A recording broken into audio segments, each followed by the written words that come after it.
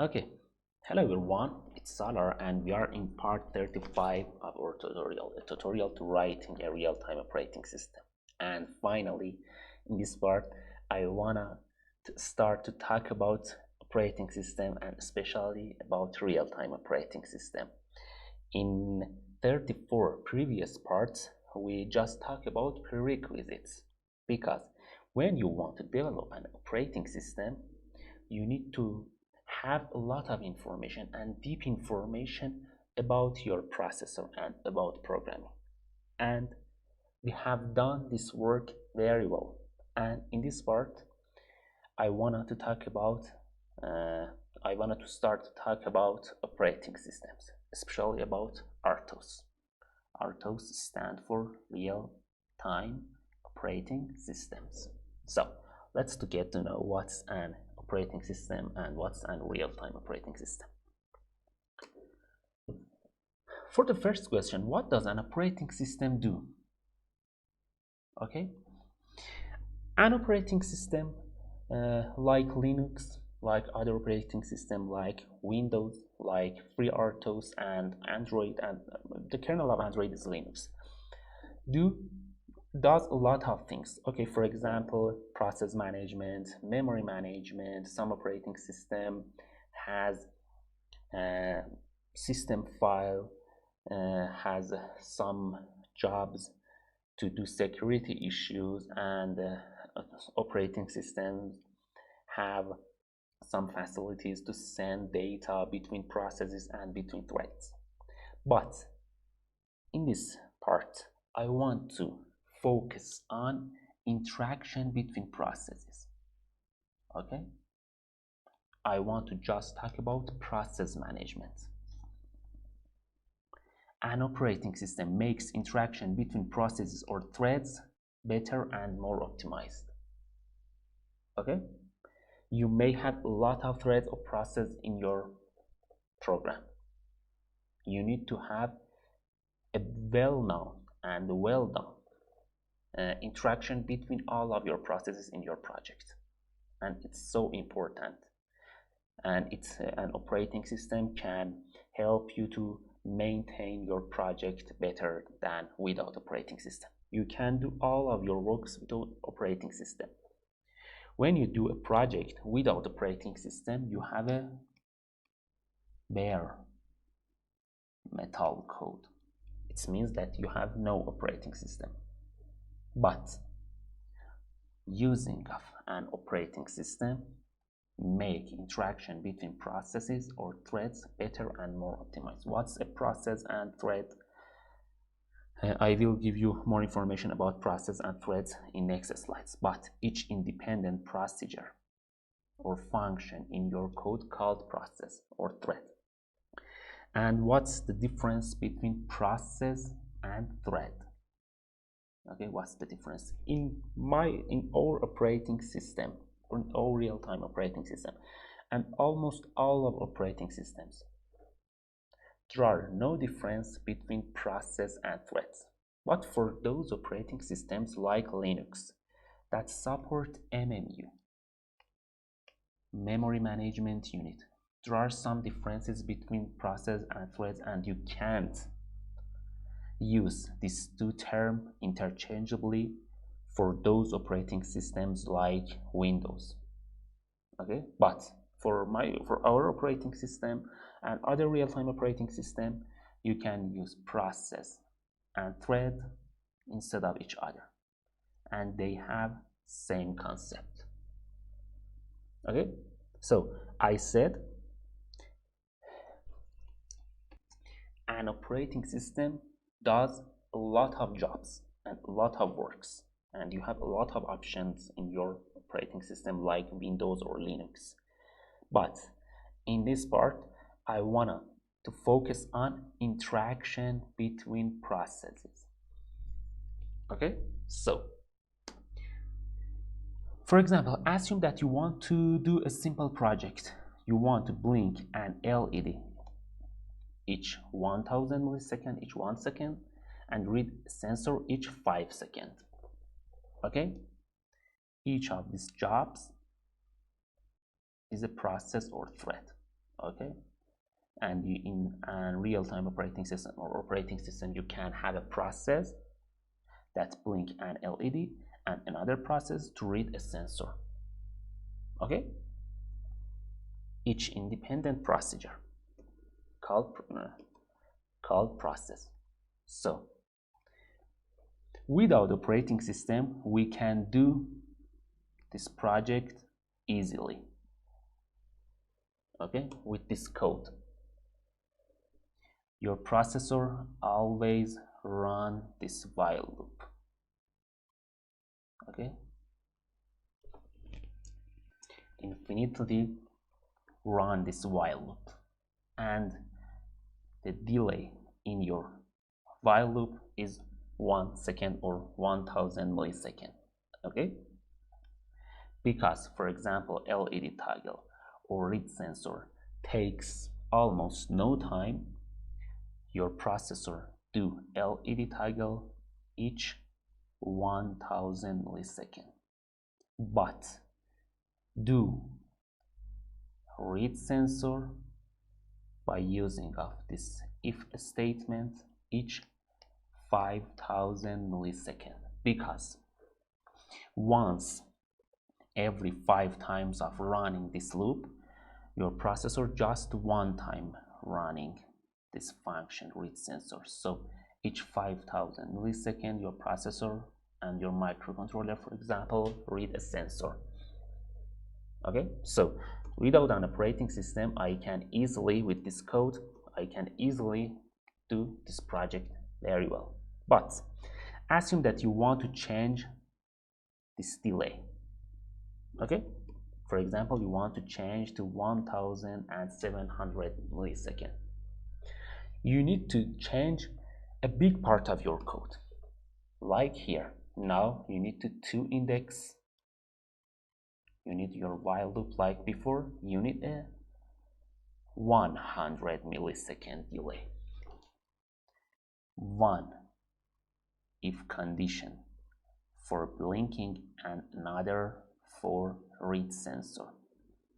Each 1700 or 1700 millisecond do LED blinking, and each 50, 100 or 5000 millisecond read sensor. So to change this delay, you need to change a big part of your code.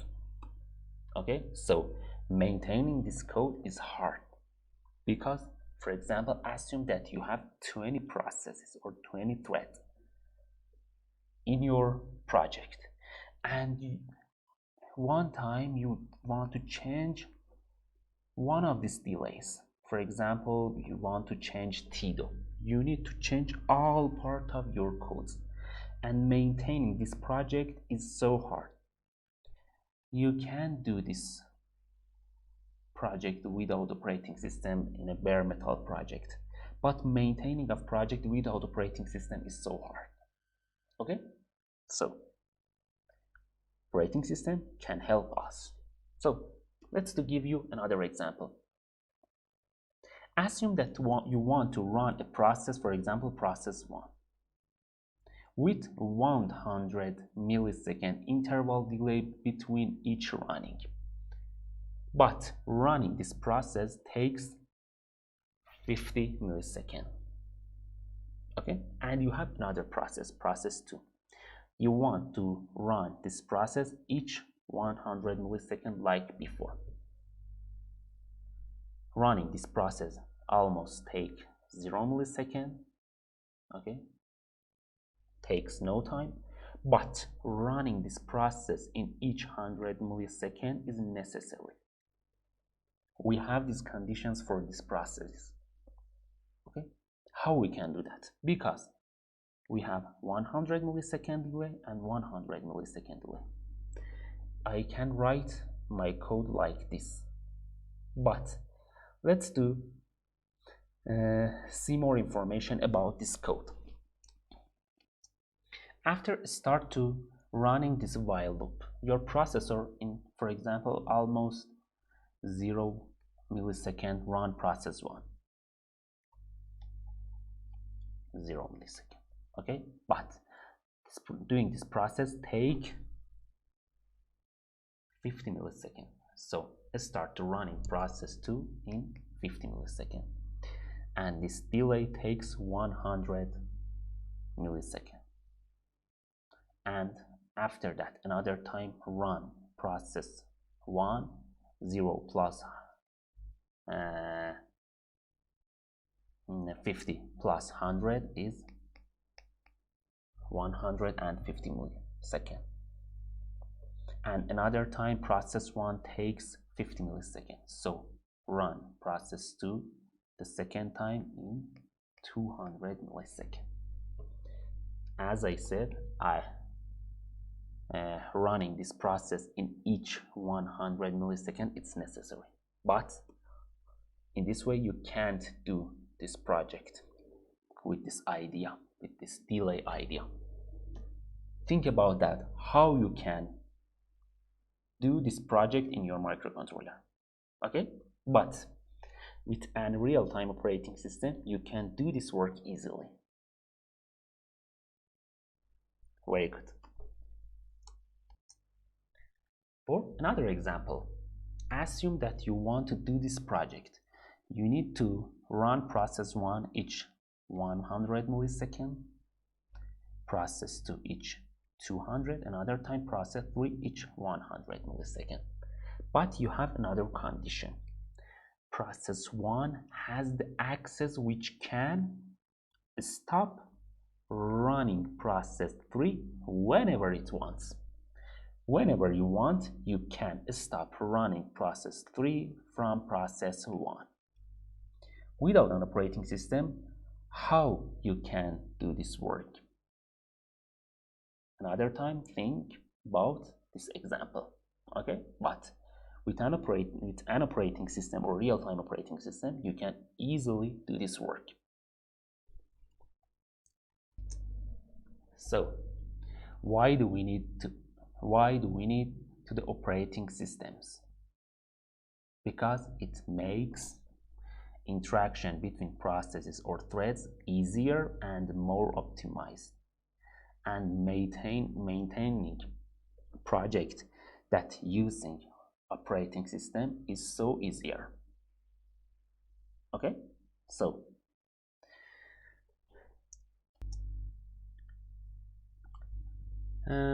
let's focus on real-time operating systems.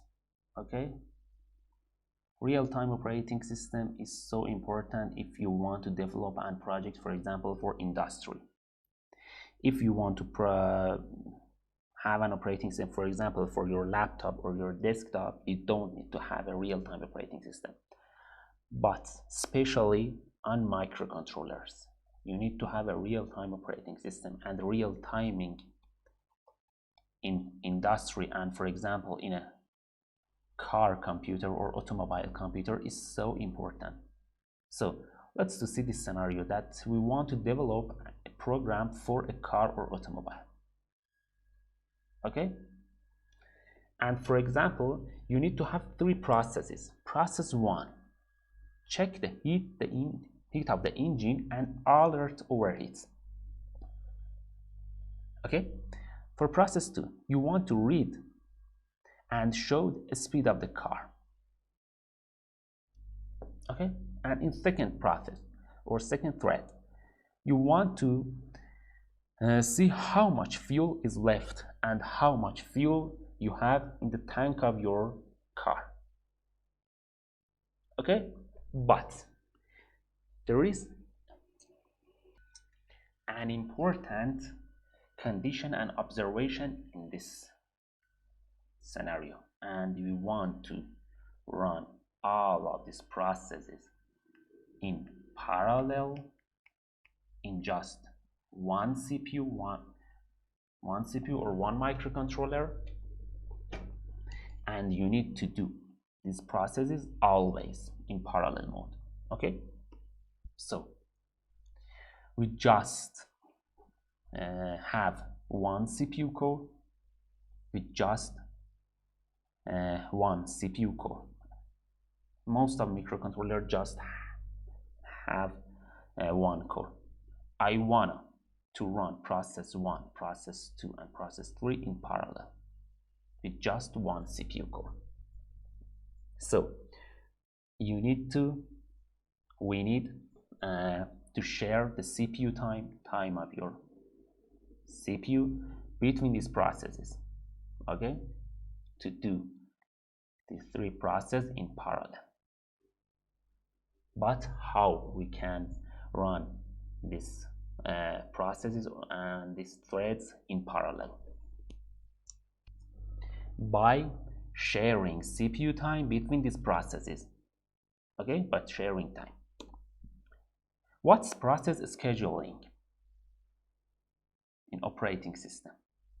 This term means sharing CPU time between all processes or all threads, okay, sharing CPU time between all threads called process scheduling, okay. But what is scheduling algorithms? And a scheduling algorithm is an algorithm by this algorithm, for example, you can share CPU time between your processes, okay? Is an algorithm by which CPU time has been shared between threads, okay? We have some famous algorithms, for example, first come, first served, shortest job first, and round robin, okay? You can find other algorithms on the internet, on articles, and on textbooks, okay? But in this tutorial, I want to focus on round robin because it's the best scheduling algorithms for real-time operating systems. And almost all of real-time operating systems have these algorithms for scheduling algorithm.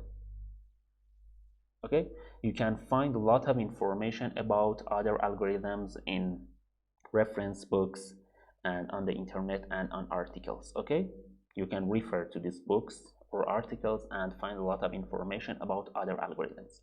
But round robin is the best algorithm for real-time operating systems.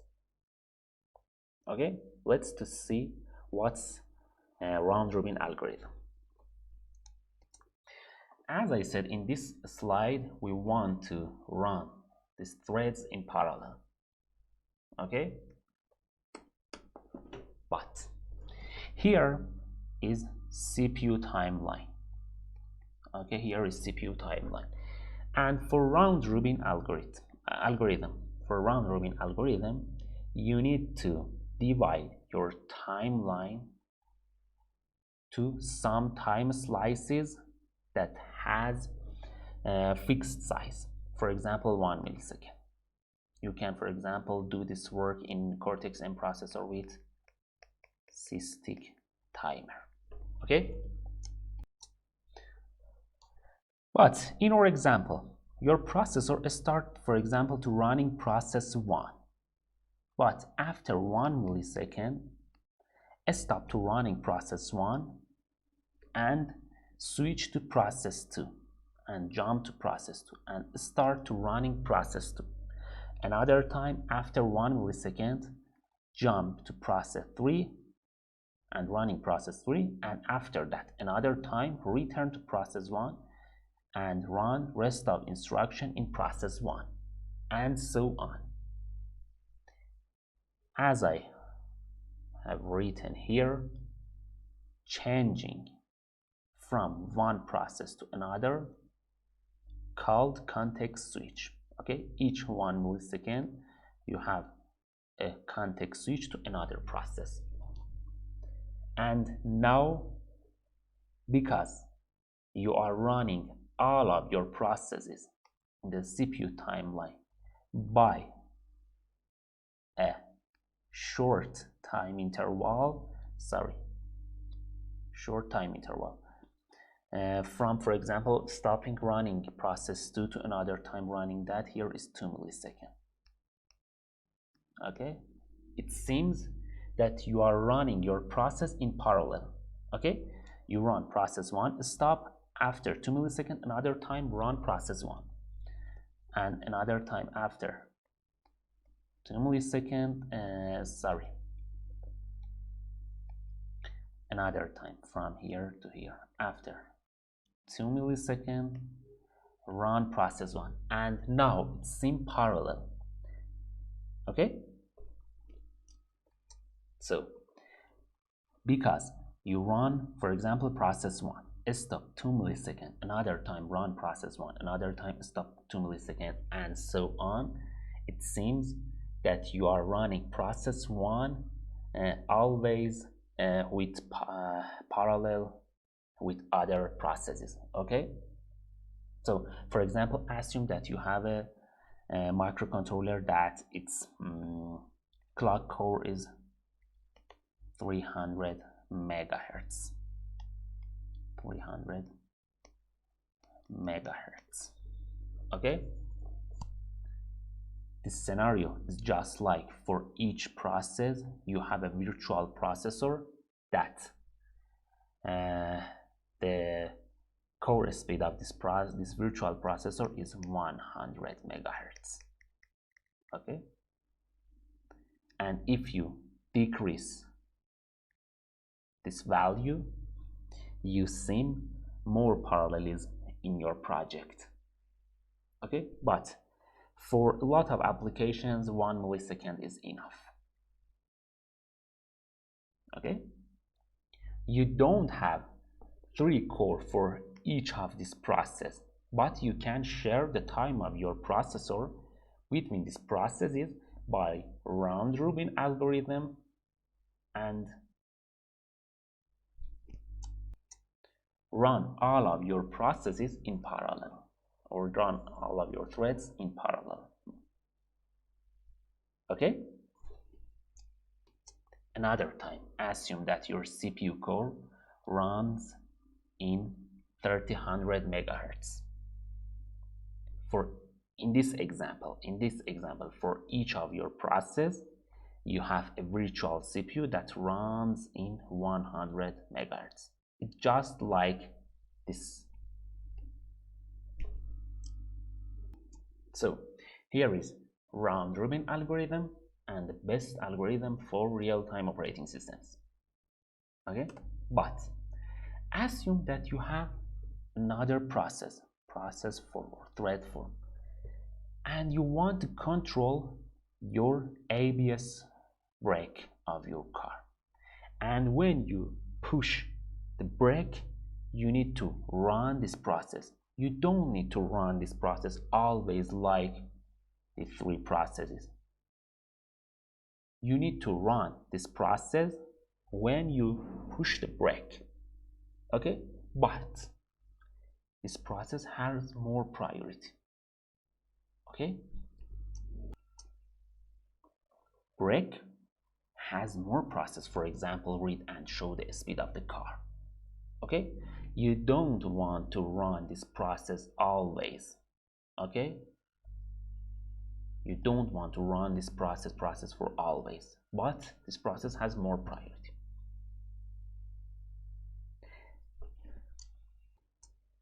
But assume in a state your microcontroller or your processor runs process 1 and switch to process 2, but in this time, okay, in this time between running process 2, suddenly you push the brake in your car. Okay, your processor needs to immediately jump to process 4 and do ABS brake controlling. Okay, so process 4 has more priority than process 2.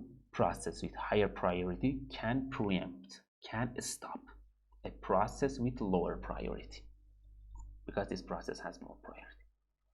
It's so important in real-time operating system, and your threads must have priority. Okay, priority in real-time operating systems is so important.